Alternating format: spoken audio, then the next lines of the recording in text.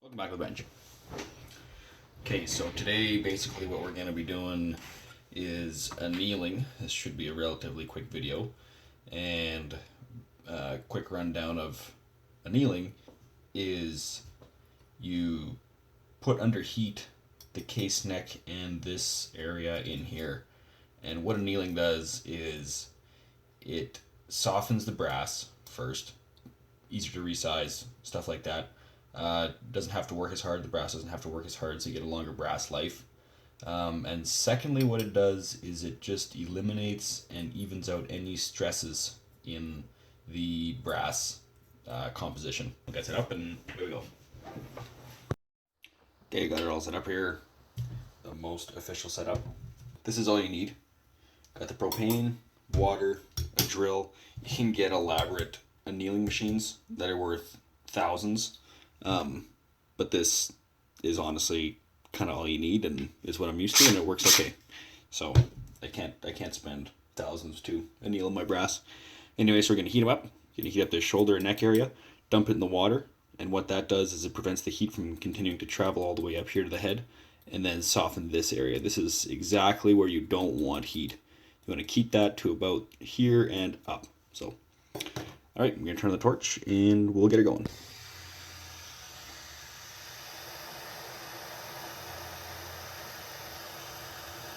Right about there, looks pretty good. Right about there. So much of this is by feel. It's so not a formula at this point. Try to get a better camera angle. Need to get the full experience, you know what I'm saying? Okay, good. Okay, so just show you a few of these.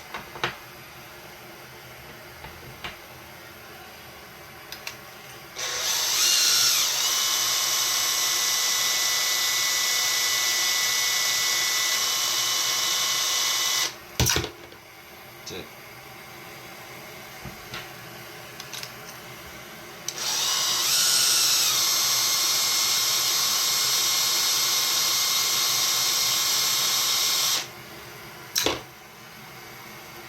Those looking pretty good. So the way I kind of tell is by color, mostly. Duration, partially too, but mostly color. Which I can't show you yet. Let's get it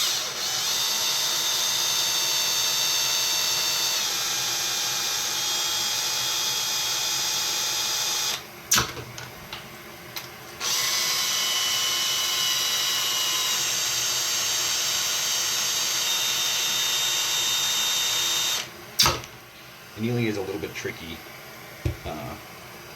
don't want to get it too hot. If you over anneal, the brassiness in the shoulder area will be too soft.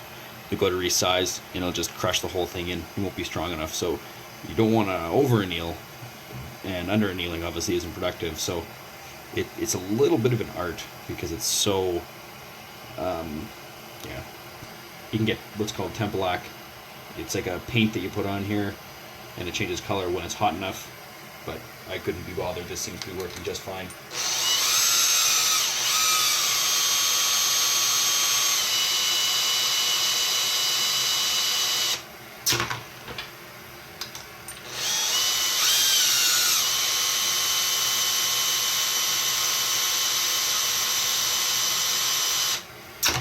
You get the idea. Okay, got them all done. One thing you may be wondering is, Steve, aren't you tempering your brass? No. Brass anneals and steel, iron, tempers under heat. Brass work hardens. So as this expands to your chamber and works during firing, that's when it gets hard.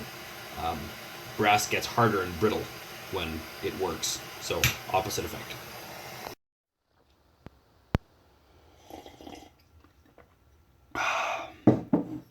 Sorry, I don't know if you can see or not, but the shoulder of the cases here is slightly changed color. Normally they change a little bit more blue than this. These ones didn't color up too well. Doesn't make a difference. It's just nice to look at is all. But so I've already put these through the dryer. I'm gonna leave these under the fan overnight. I'm just gonna set these aside for the rest of this evening, and I'm gonna actually fiddle with the rifle. So that's pretty much it for brass prep. what would be next with these is just primers. Probably just slam some primers in. All right. So there she is, the old Irga Splitting Loudon boomer. Yeah, so I think we're finally going to be able to actually dive into the rifle itself. So this was cleaned right before I took possession of it, but I think I'm going to run one cycle of wipeout through it just for diligence and also just to demonstrate how awesome it is. So I'm going to put some wipe on the barrel, level the scope, make sure the scope is true with the action, and probably throw a scope level, a bubble level on it as well tonight. Yeah, kind of expediting it a little bit. I want to shoot tomorrow, but it's getting really windy and stormy outside. I don't know if that's going to happen, but I'd like to be loaded tonight, so, or loaded tomorrow anyways, so dry the brass tonight, fiddle with the gun tonight, and hopefully just throw some charges in the morning. Okay, so to put wipeout in the barrel here, let me get it. I'm just going to do this once. Just shake it up really good. Just comes in a can like this. One thing I don't like about this gun vise here is how it slopes the gun forward. This front rest needs to be higher. And my only remedy for that is another official tool. Boom. That's the only thing I can think of. But I like to keep the gun as level as possible, maybe slightly tipped forward, but not nearly as much as what we saw there. So I got wipeout coming through the bore end. Just give it a little one of these until it comes out. And none of this is harmful on stainless or any kind of steel. So if it drips into your action, it's not a huge deal. I obviously try and wipe it out as best I can, but it doesn't make a difference.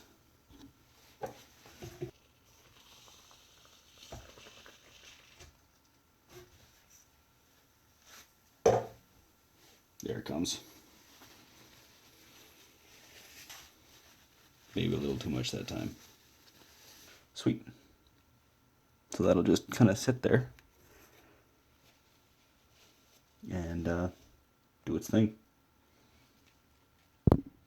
Okay, so while that wipeout is marinating there for 8 hours or so, we can still totally fiddle with our optic. It's got these can mounts.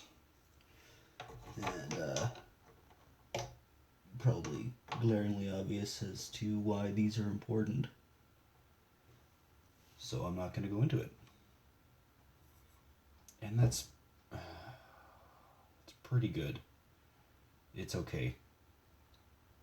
1 degree to 1,000 yards is 6 inches, so we want to try and get this as close as possible. So I'm going to grab the torque wrench, I'm going to bust those loose. Okay, so I got everything leveled off, cracked the rings, leveled the scope.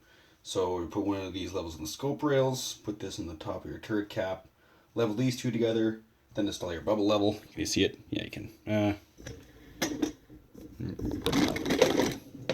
Then install your bubble level here and level that to your scope level. Got them all properly torqued. Got my really nice torque wrench here. Tighten them down until you hear a pop and back it off half a turn, right? No, I'm just kidding. Don't do that. I got her tightened down to 57 inch-pounds. Anyways, so we got this leveled off. Got the levels, or the bubble level installed. Rings are torqued down. And wipe out in the barrel. So, I guess that's probably it for tonight. Alright. Okay, so I got things flipped around here. This has been sitting overnight. Brass was under the fan, ready to go and get primed up. Let's push this patch and get the wipeout out. See what we're at for copper fouling. Here we go.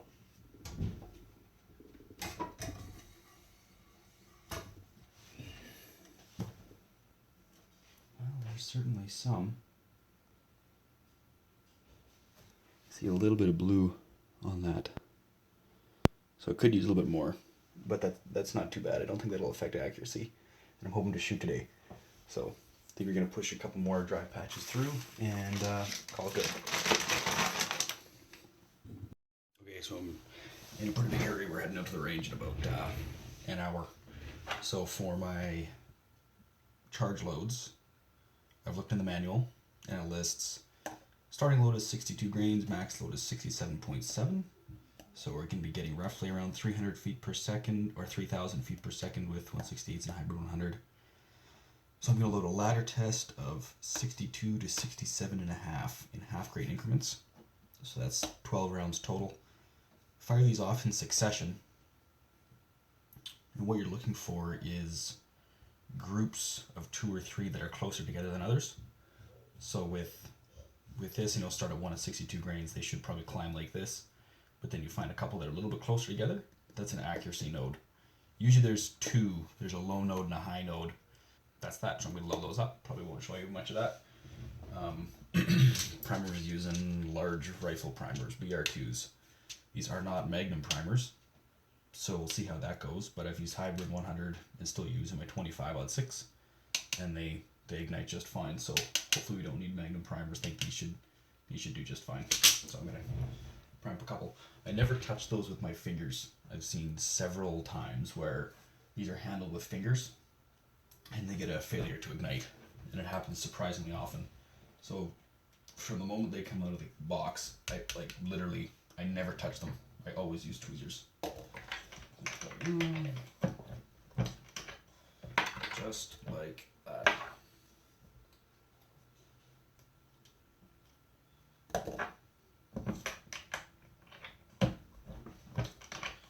And just seat them in.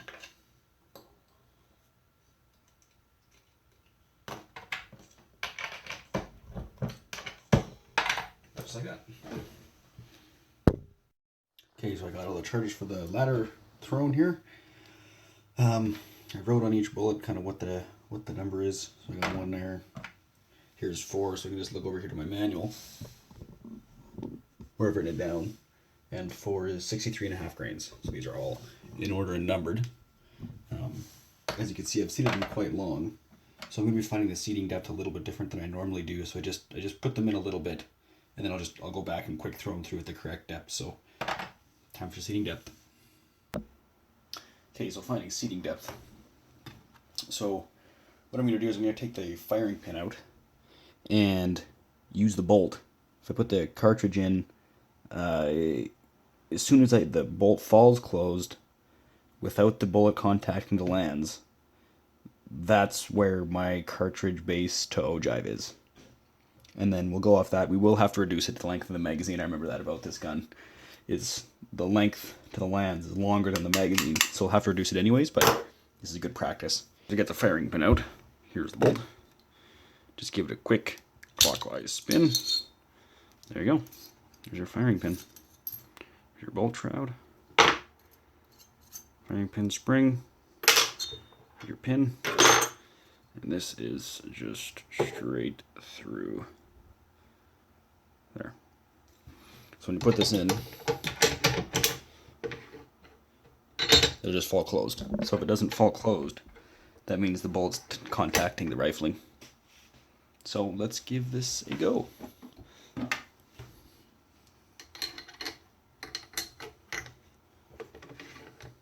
Okay, so not even close. Okay, so quite a bit more headache than anticipated. I'm going to have to just give you a recap when I get back, because I don't have time to fiddle around with this right now. So, sorry guys.